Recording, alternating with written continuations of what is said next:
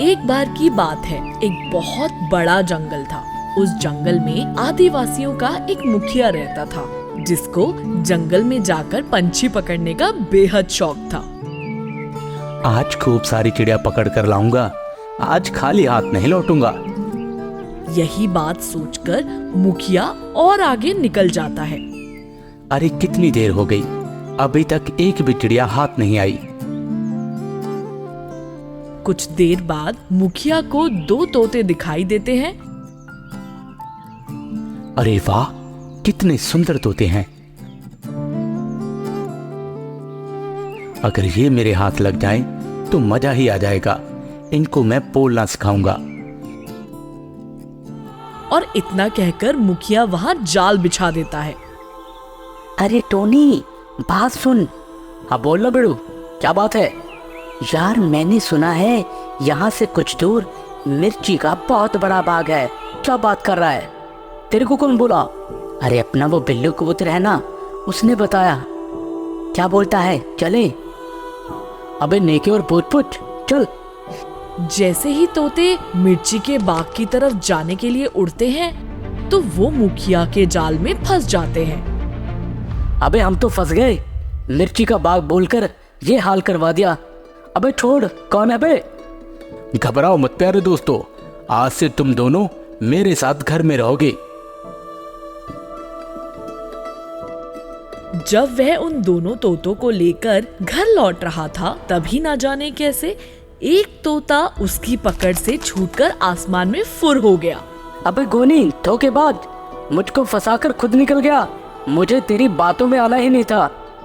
अबे रुक, कहाँ भाग रहा है?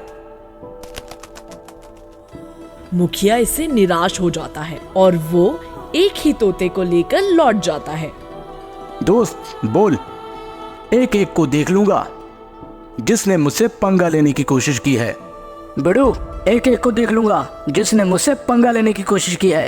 उसने उस तोते को अपनी बोली में बोलना सिखाना शुरू कर दिया था और केवल कुछ ही समय में वो तोता मुखिया की बोली में बोलने लगा।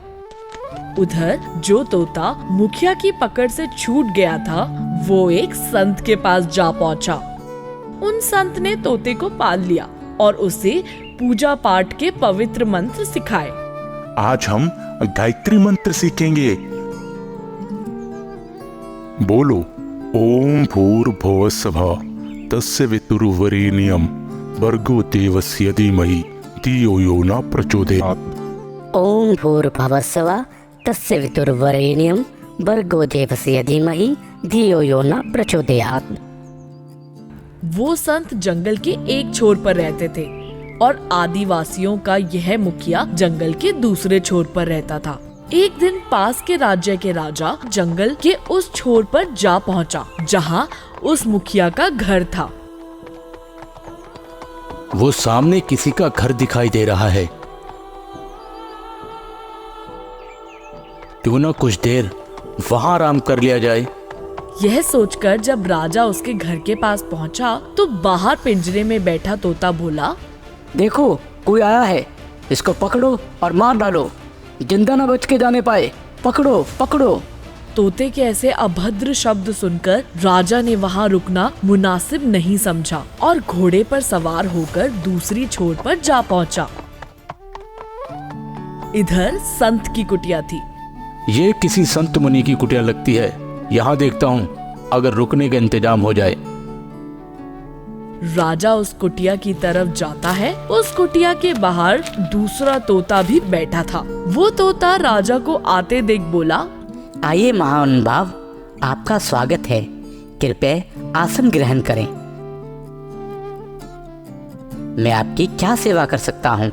इस प्रकार राजा का सत्कार करने के बाद उसने संत को आदर से पुकारा, गुरुजी, घोड़े पर सवार होकर कोई मेहमान आया है। बाहर आकर उन्हें आदर सहित भीतर ले जाएं। उनके भोजन पानी की व्यवस्था करें। प्रणाम मुनिवर, मैं सात के राज्य का राजा हर्षवर्धन हूँ। क्या आपकी कुटिया में आज की रात रुक सकता हूँ? अरे राजा जी, आइए और भोजन ग्रहण कीजिए। संत राजा को कुटिया के अंदर ले जाता है और राजा खाना खाते समय भी तोते के उन आदर पूर्वक शब्दों के बारे में सोच रहा होता है। राजा उस तोते के अच्छे व्यवहार से खुश होकर मुनिवर से आज्ञा लेकर उस तोते को अपने महल में ले गए और तोता ऐशो आराम से महल में रहने लगा। शिक्षा: इंसान की असली पहचान उसकी संगति से ही होती है।